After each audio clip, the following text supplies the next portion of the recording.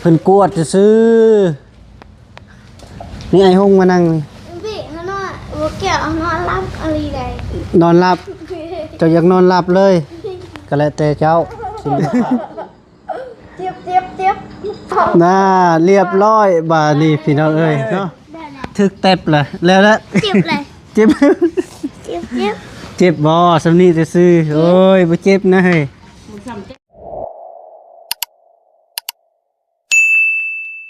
ปาโตพี่น้องเอ้ยเนาะ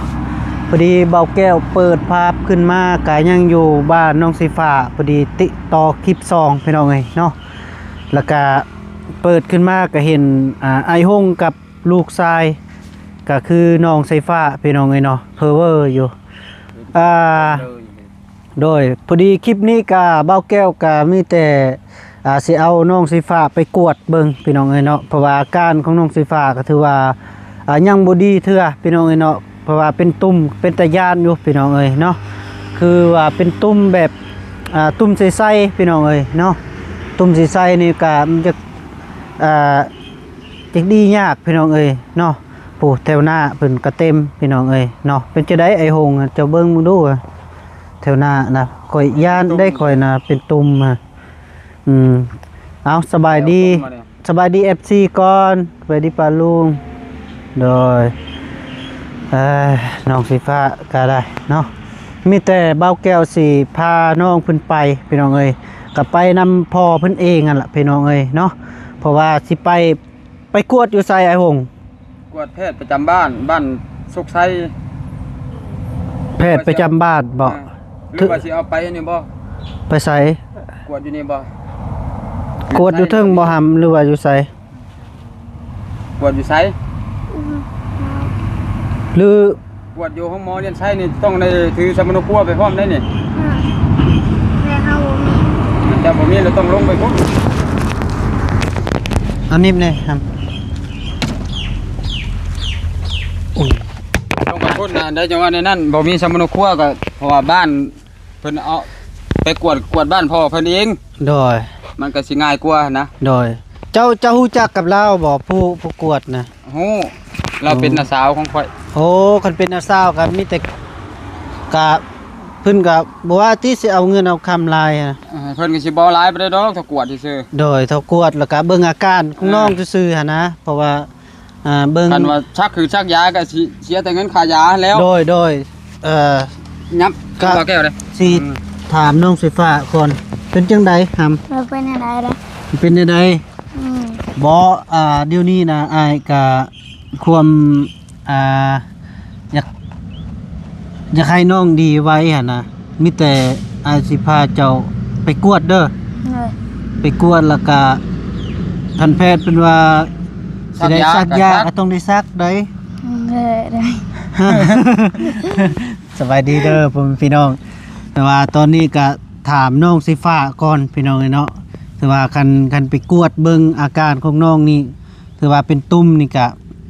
คันแพทย์หรือว่าหมอเพิ่นว่าให้ซักก็ต้องได้ซักพี่น้องเอ้ยเนาะกันเพิ่นว่าวางยากินก็ต้องได้กินเด้โดยวางยายังกินแน่เนาะกันมาซักนี่อยากคือมื้อนั้นก็เบ้าแก้วพาน้องบุญทวีไปหาหมอพี่น้องเอ้ยเนาะก็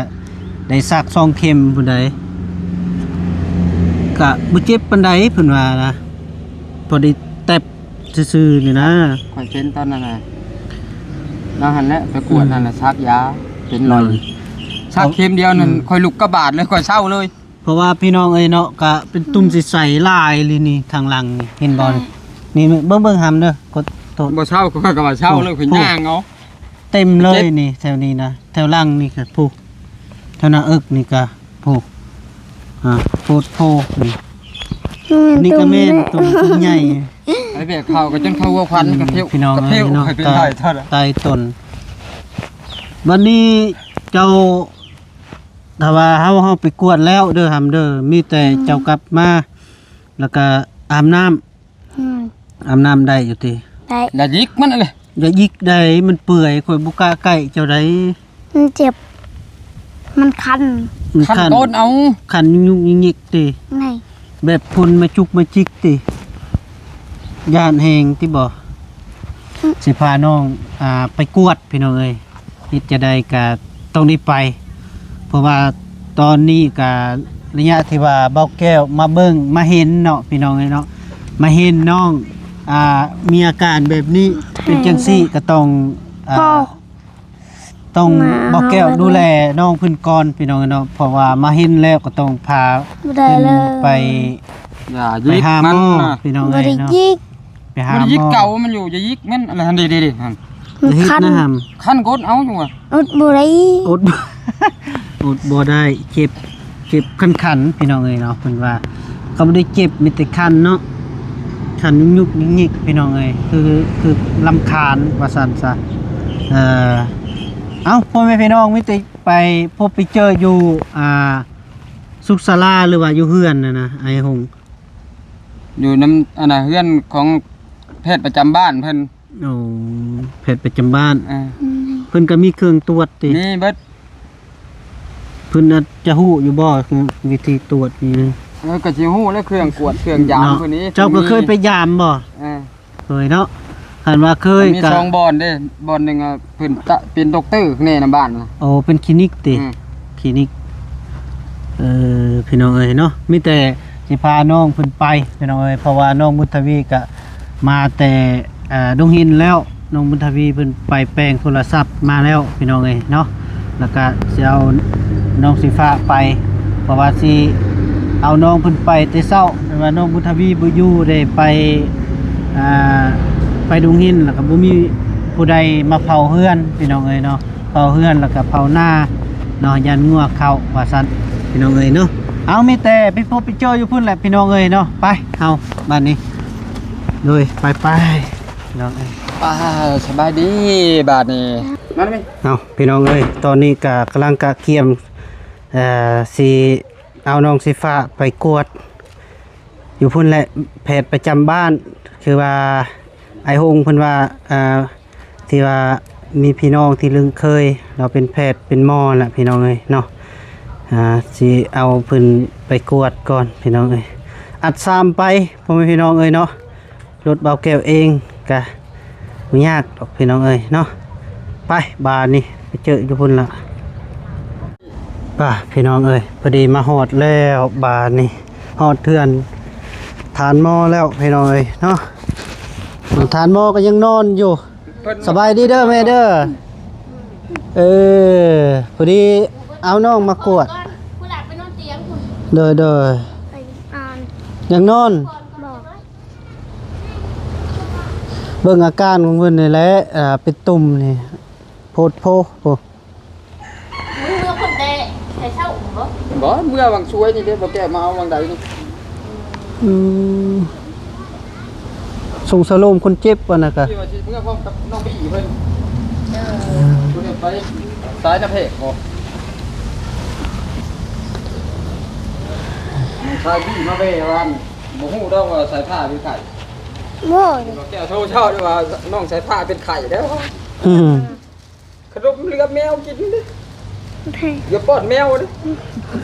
เดี๋ยวคนเดียวเลยกินบ่เดี๋ยวป้อนแมว สิกินบ่ กินบ่ ยังเหมือนเดียวไว้ ฮะ ยังไม่อยาก พี่น้อง ไป เอ้ย ไปน้องผูกให้ยากวนให้ก่อนไป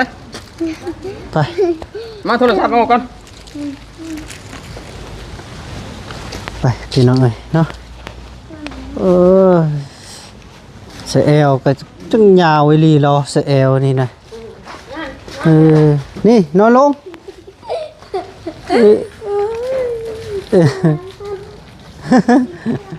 เพิ่นกวดจะซื้อ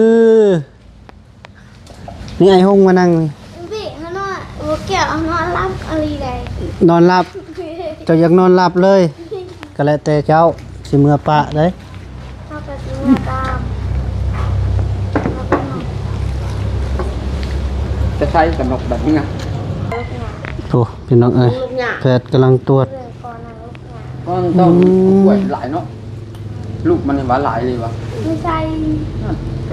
ลูกหนึ่งเขาก็ยังโมเดล โอ้ เห็นแต่หนอมันไหน เป็นตุ่มแม่เอ้ยเป็นตุ่มใสๆขึ้นมา ตุ่มหมักใสนี่แหละ หรือว่าแพ้บ่ แผล ยันว่าแพ้ยาขาหยามันหยังนะ บ่เราเป็นไข้มือหนึง บ่ยันว่าแพ้ อืมยาคาหญ้ากะที่โดนแล้วก็ขานะเขายังน้อยพุ่นแหล้วมันมาหาก็เป็นเมื่อวานนี้ เป็นเลยเห็นตุ่มมันนี่ขึ้น แม่นแฮมเอาแท้เอาว่าเมื่อวานนี่โปโตจนซูนมีอยากได้นะ มันออกเบิดเลยเอาเปลือกเสือกอ่ะมัน กกเสือกนำบ่ น้ำเปลือกเสือกเอา ยำแล้วก็พูดบ่ดินนะ แท้ ให้ละ ถากแล้วก็แช่ ใส่แต่น้ำเนาะ มีหินสมพร้อมถึกลงมา อืม เชื่อดอกหินชม เออ มีแต่หินพ่นผ้าแล้วน้องเฮือนน่ะหินชมบ่มี ไม่เห็นเดี๋ยวอีกบ่อ่ะ หัว ใช้บ่คุณน้อยเด้ไปอยู่ดอนใด ดู โอ้ย เรื่องมันเขา ฝากเงินให้บ้านเนี่ย สว่าง เข้าลิ้วเข้าไปแล้วเข้าตลาดพุ่น ไปผากตัวนั้น มันเห็นเวียกเนี่ย ไม่ได้เห็นเวียง ไผสิได้เฮ็ดเวียก บ่ขึ้น บ่ขึ้นบ่ไข้ลดนั่นนะ ลมมันลด อืม กินยาหรือบ่ กินเลย กินแล้ววานนี้ค่อย บ่มื้อเช้านี่ กินคือการ กิน อืมมันก็3-4 มื้อมันก็ค่อยหาย ก็วางยามกินแล้วเลย ค่อยหายบ่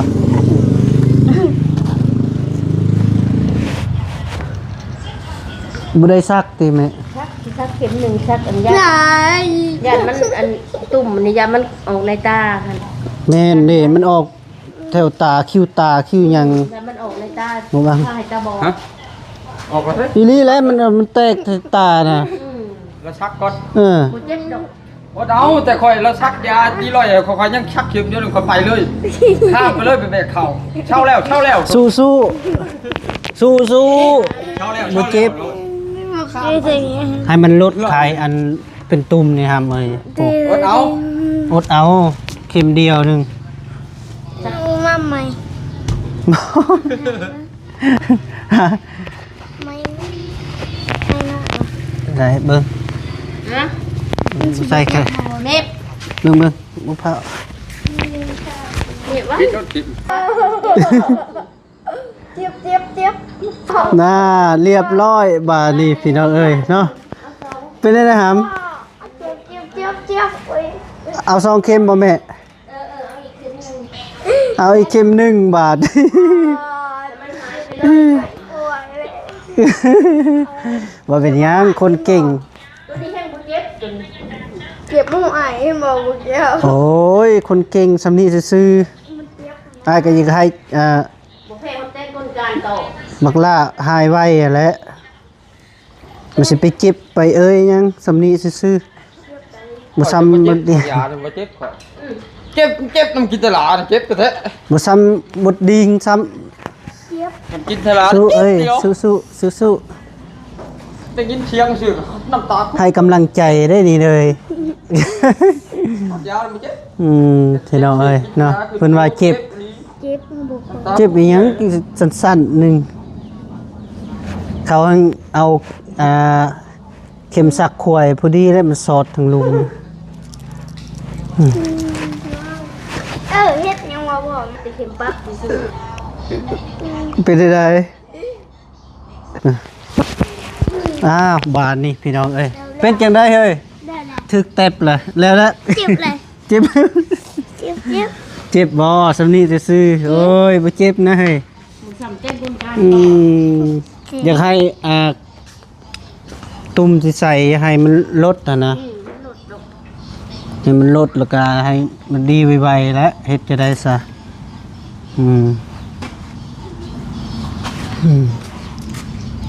มีแห้งบ่ หัวบ่ออกไปอยู่แคมป์ทางเขาเลยอ้ายหลายอยู่พี่โดนจุ นั่นแหละเหรอว่า จะน้อยก็ทึกไปแตบอีกบ่จัก พี่น้องเอ้ยพอดีซองเข็มแม่เพิ่นสักพอดีเป็นซองเข็มพี่น้องเอ้ยเนาะราคาเท่าไหร่แม่ มันอยากกินไข่ อ๋อเพิ่นสิเอายากินให้อีกพี่น้องเอ้ย แส เนาะ นหาเข็มซองเข็มแสนหา โอ้ว้าวไปเลย ซองเข็มแสนหาใด จะฮู้มาที่ไส โหแล้วเฮามีตาทิพย์เลย โอ้ตาทิพย์อยู่ บ่ สิ แม่นที่จะไปซักบุญทวีเลย อันนั้นมันคนละ คนละยาเว้าย ายังนะ นั่นปัดเจ็บท้อง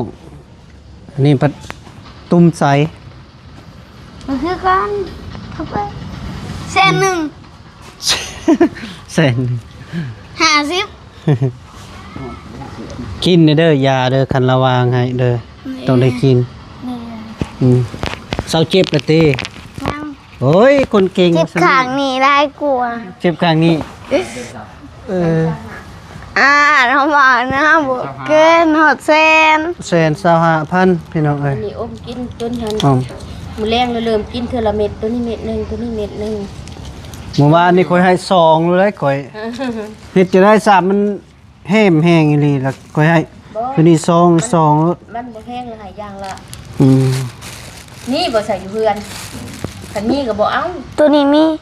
นี่จะแพง ตัวนี้มันเป็นสีขาวค่ะค่ะ มีอยู่ตัวนี้นะ นี่บ่ มีแล้ว มันเป็นยาตันเสื้อได้ แม่นยาตันเสื้อเอาแต่เพลงเดียวนี่ก็ได้ ยาอย่างไงตัวสีส้ม ยาวิตามินซีตินี่ อม อมยาอม เอาเลยเอาหายเลยมันเบิดอีกอย่าง ตัวใดก็กิน เจ็บเท่าหามา เดือนสหาก็เป็นพิษ 110เพราะว่ามันยังยาตันเสื้อนะพี่น้องเอ้ยเนาะเพราะว่าเบาแก้วไปซื้อมา เด้ออย่าป้าเด้อยาตัน อย่าป้าเด้อตัวนี้เด้อ ๆเลย ต้องได้กิน มันออกเทกาตาบอก ถ้าว่าบ่กินมันเป็นอีกกระทึกแตบบัดนี้แห้งเจ็บหนัก เดี๋ยวเมื่อเอาลงก่อนเด้อ พี่น้องเอ้ยเนาะมีแต่เบาแก้วสิปิดคลิปจบคลิปสะก่อนแล้วก็เบาแก้วสิสำระเงินให้น้องเพิ่นพี่น้องเอ้ยเนาะพอดีแสนกับ 10,000 กีบพี่น้องเอ้ยเนาะเพราะว่ายาสักยา2เข็มแล้วก็พอดียากินอีกนะพี่น้องเอ้ยเนาะเพิ่นก็เอาบ่แพงเนาะพี่น้องเอ้ยก็ช่วยเหลือเพื่อแพร่และเฮ็ดจะได้ซะก็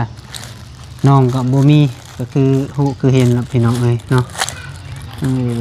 มีหยังก็ตั้งใจเด้อสู้ๆบาดนี้เด้อ เลย ลดอยู่แล้วมื้อนี้เนาะสิบ่เจ็บเนาะ เจ็บเดียวเลย เจ็บอยู่ได้ เจ็บสัญญา ฝากบอกปลาลุงดูเจ็บ ว่า เจ็บ ไปยิงหัวสิอยู่ เจ็บหนัง เจ็บ มัน หนัง ปวด ปวดเนาะเอาพี่น้องเอ้ยเนาะพอดีเบาแก้ว